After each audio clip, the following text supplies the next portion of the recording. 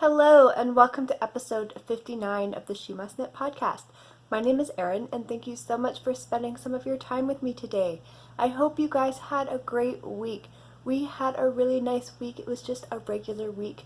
But I went out today and I got my hair cut. So I'm feeling a little fancy. She did the thing where she spent like 45 minutes blow drying it with the big round brush to make it all, poofy and swirly. And yeah, it's not going to look like this for at least until the next time I get my hair cut. So I will just enjoy it while I have it. But yeah, so what do I have for you today? I have progress on a bunch of projects that you've seen over the past weeks.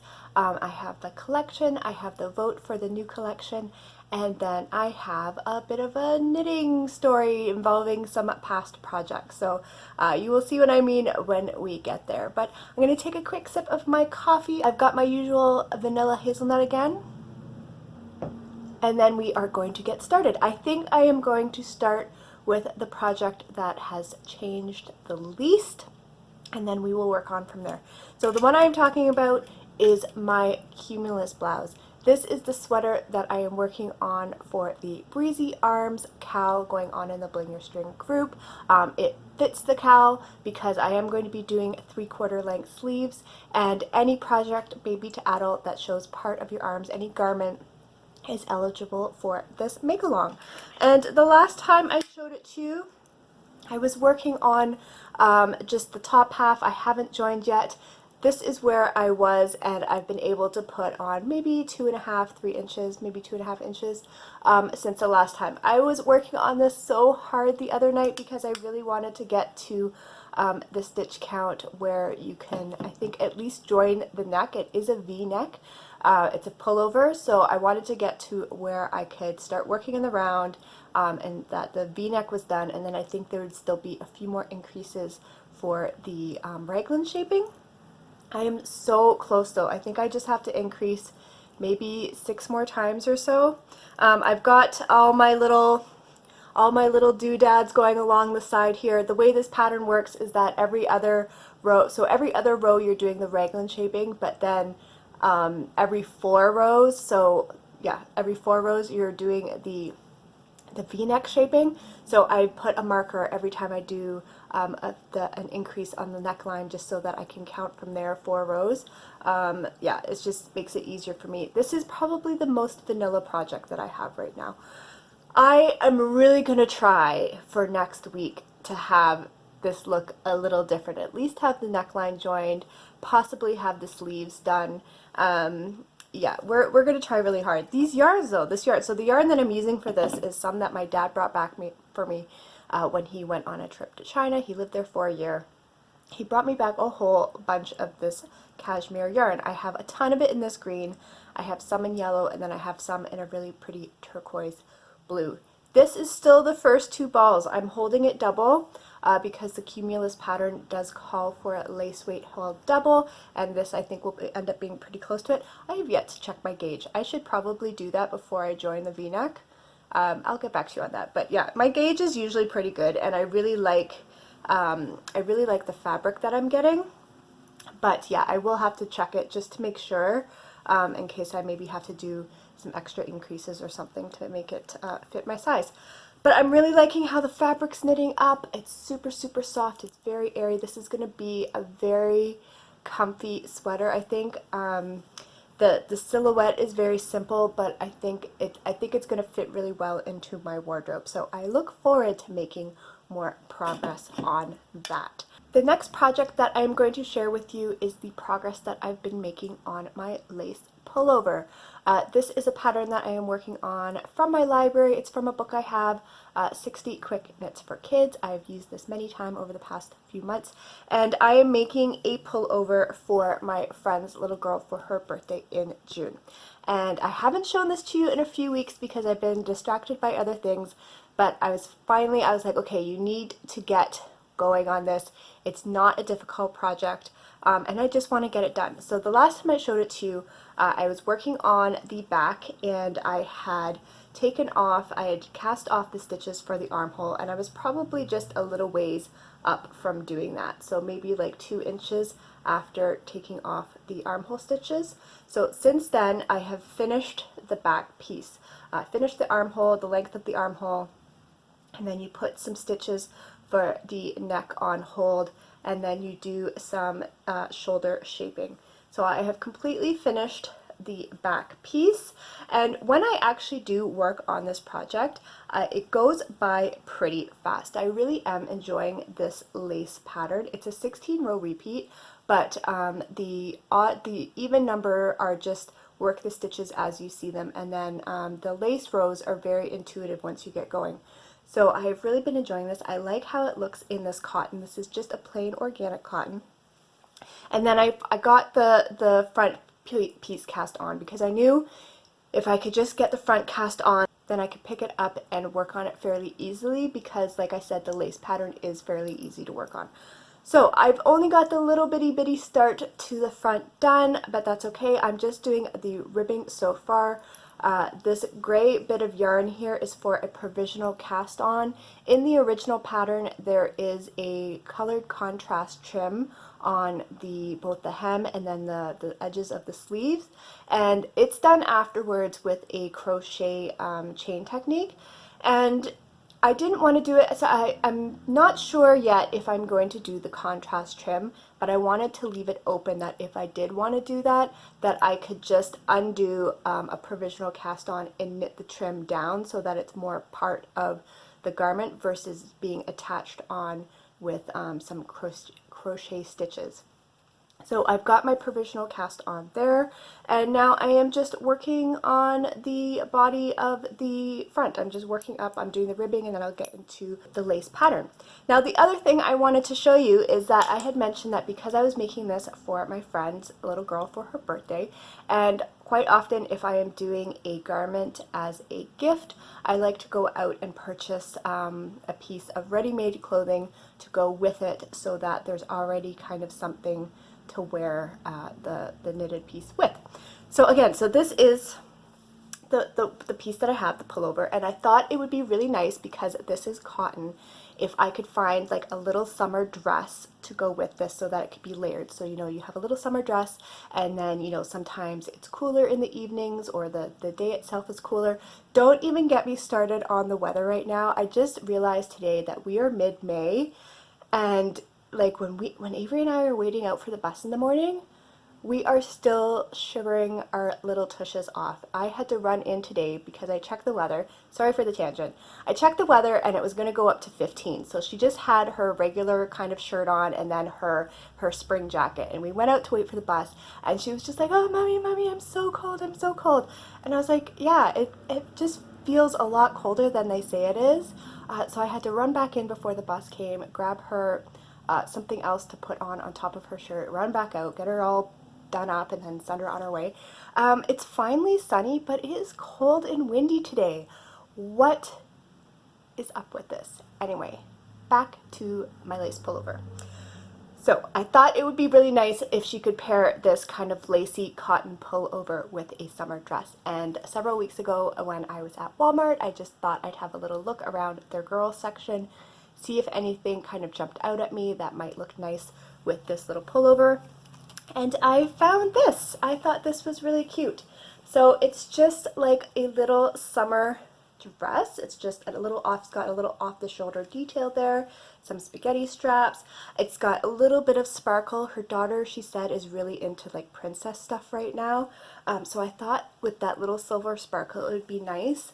It's got a nice little, you know, full-ish skirt, but it's not too extravagant. It's not like a party dress that she can't just wear out and about. And I thought the color was really pretty too. It's like this pale aqua kind of mint color. I know she really appreciates when she gets things for her daughter that aren't pink, pink, pink. So I thought this was really cute. I think it would look nice with kind of the cream layered over top. And then because this is meant to have an accent, I've been kind of looking through my yarn stash to see if I could find something, not maybe this exact color, but in this color family.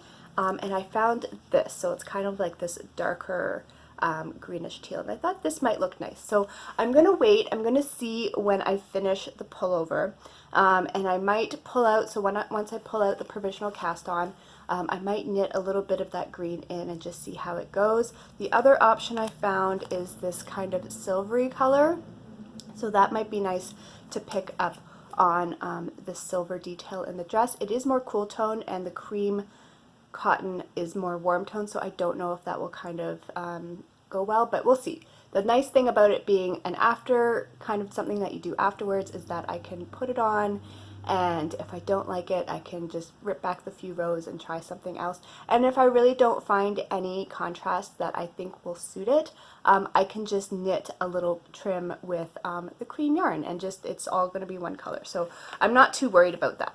The final project that I have to share with you is the progress that I have been making on my May Desert Vista Dyeworks socks, and I will admit this is where most of my time has gone this week. I really wanted to finish that first sock, especially since I am doing a pattern this month.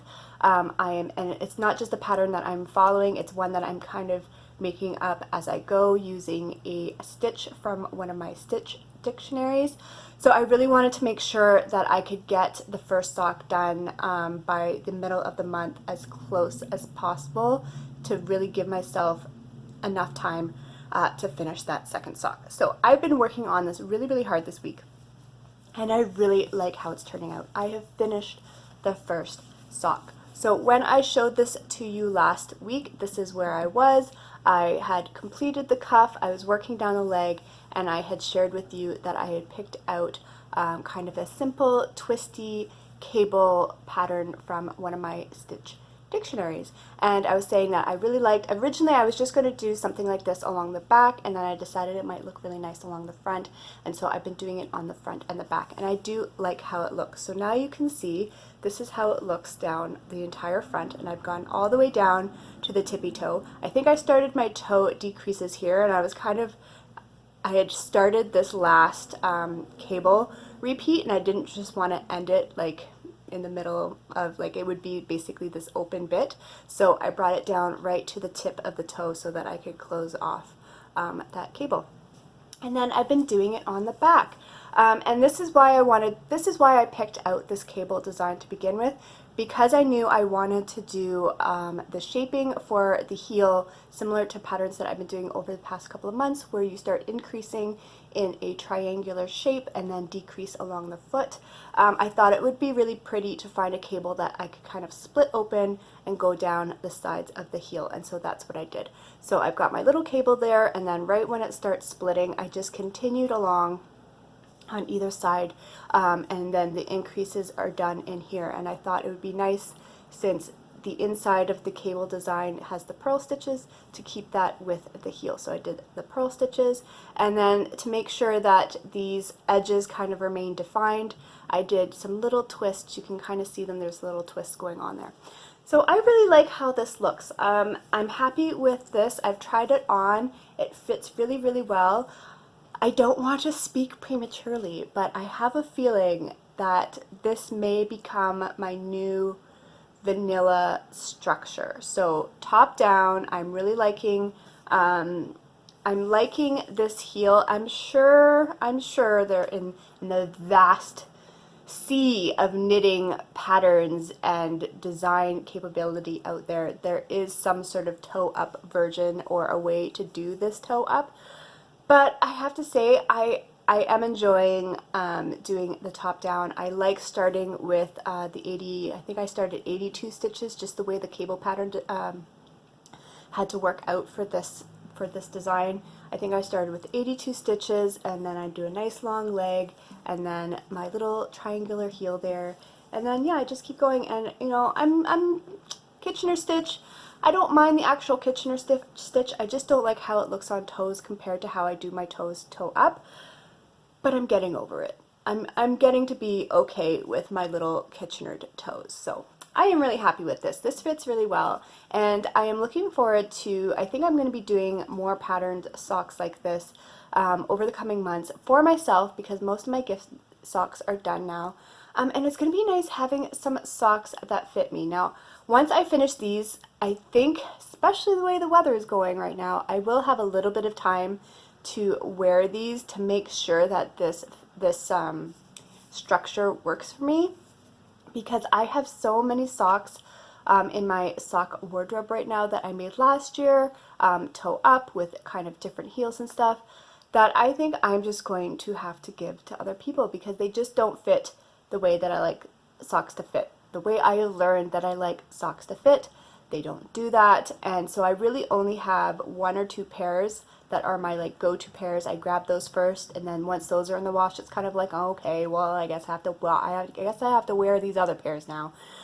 So yeah, I'm looking forward to be working on more socks with this structure over the coming months, so that come in the fall, I will have socks where I enjoy wearing all my socks. That's where I'd like to get, where I just enjoy wearing all my socks.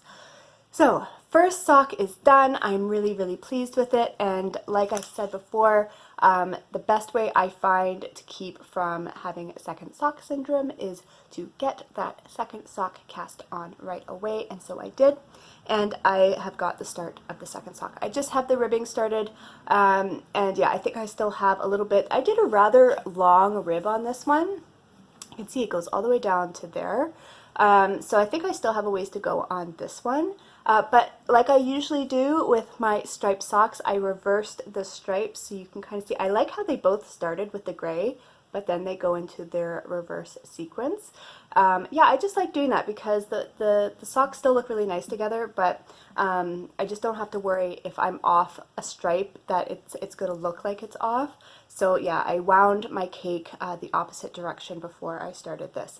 And then I will make one other note for the heel. After I finished increasing for the heel and I did my decreases, that brought me down to about here, I did wind off some yarn to get the sequence to go back in order. So I did do that.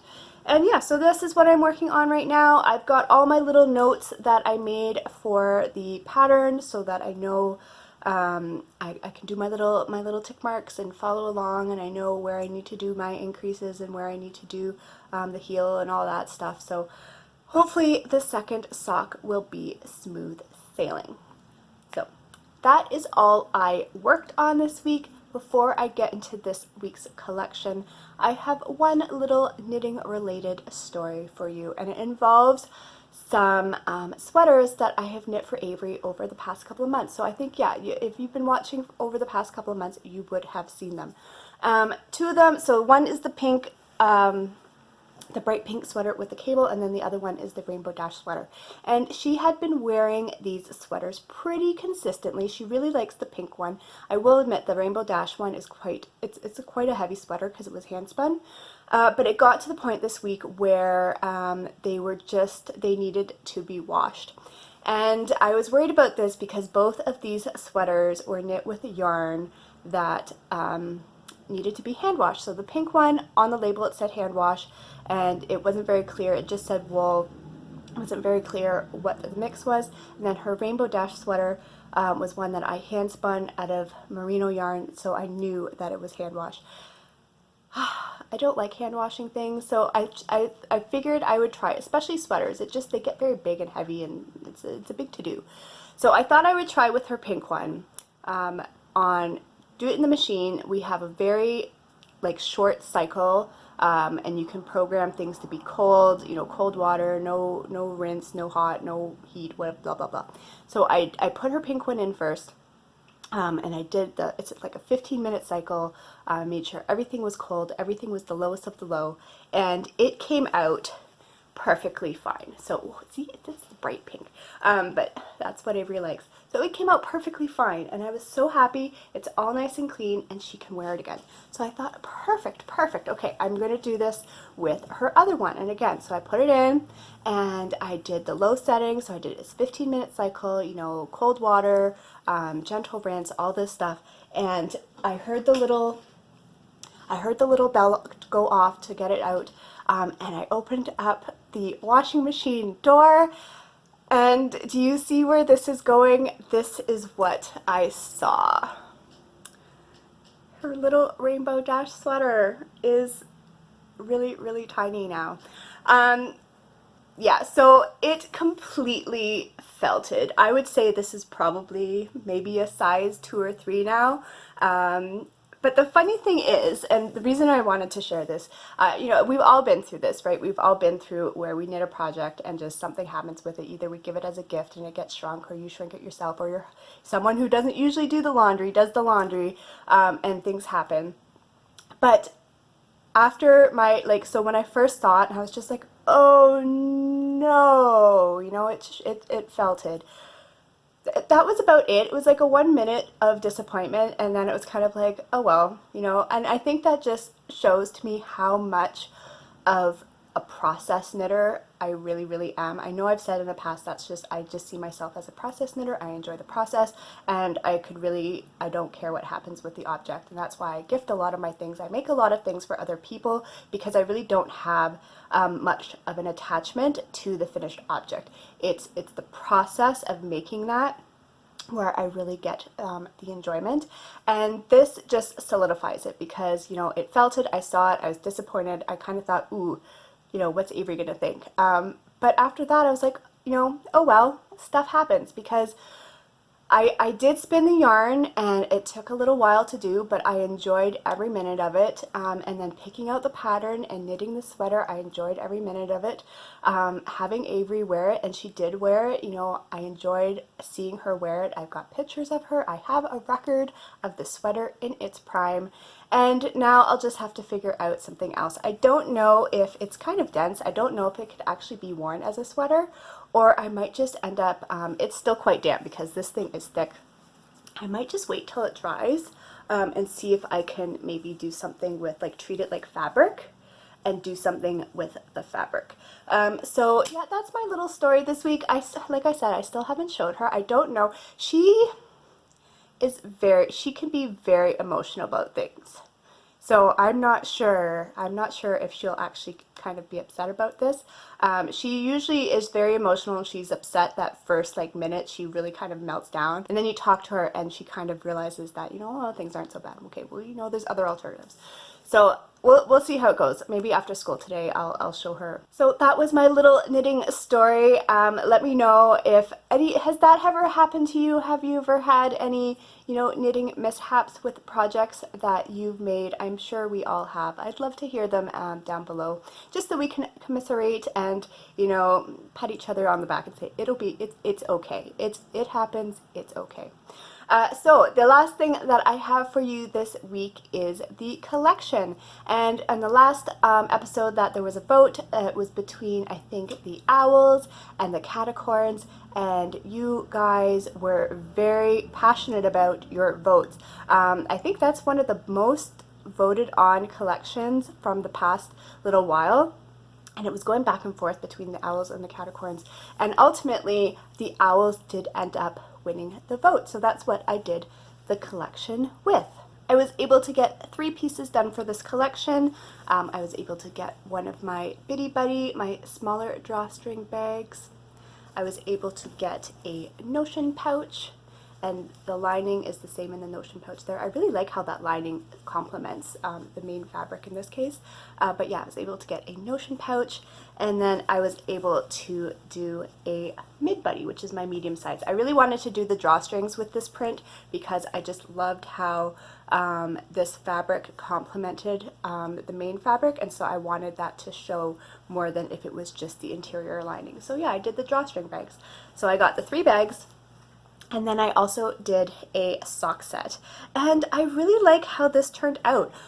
It's not like an exact match to the fabric, but I did pull out a lot of the colors in there, and I am happy with the result. So this is the main skein. This is one of my deluxe sock sets, so you get a 50-gram speckled skein, and yeah, a lot of the colors that are in the fabric I've kind of pulled in, and then I did kind of a mint background, or kind of a light teal. There is kind of an aqua light teal in the fabric, and so I pulled that for the background and then did all the speckles. For the 2 tonal minis, I've got like this teal with some green accents and then this really pretty orange. So I think these would make some really pretty socks. And then again, with my deluxe sock sets, you get a handmade project keeper, and I did the little owl, so you can see him there. So that is the yarn kit. And then finally what I have for you is the vote for the next collection, and I thought it would be fun to do another character-based vote, and so I looked through my fabrics and I found this one here. So if you're a fan of the Toy Story movies, I've got the little aliens. They're really cute, and I think it's going to be so much fun to do a little progress keeper, a little alien progress keeper. I think it's going to be absolutely adorable. So this is your first choice, the aliens. And then I have another Big Bang Theory fabric, and I thought this one, the colors would be really, really neat in a yarn with the yellows and the oranges and the blacks and the grays. And again, I could do another little character with this one. I have done Big Bang Theory pieces in the past, and they always sell really well. I think I only have, from the last 3 shows that I've done, I think I only have one piece left from all the Big Bang Theory stuff I have. So I thought it would be fun to do another set of Big Bang Theory. And if you vote for the Big Bang Theory fabric, let me know which character you would like to see as the progress keeper. The last time I did Big Bang Theory and I did a deluxe sock set, I made a little Sheldon, but I would love to know if you would like to see someone else done up as a little progress keeper. So this is your second choice, Big Bang Theory. So let me know in the comments below which fabric you would like to see used for the next collection. And yeah, I think that is everything for this week. I hope you have a fabulous weekend. I think it is the long weekend this weekend, and we actually have some friends coming to visit with us. So after I finish getting this uploaded, I'm going to have to do a little bit of cleaning, but that's okay. But if you have plans, that's something else. Let me know what your plans are for this weekend. I hope you have a wonderful long weekend. I hope you have a very crafty weekend, and I will talk to you soon. Bye.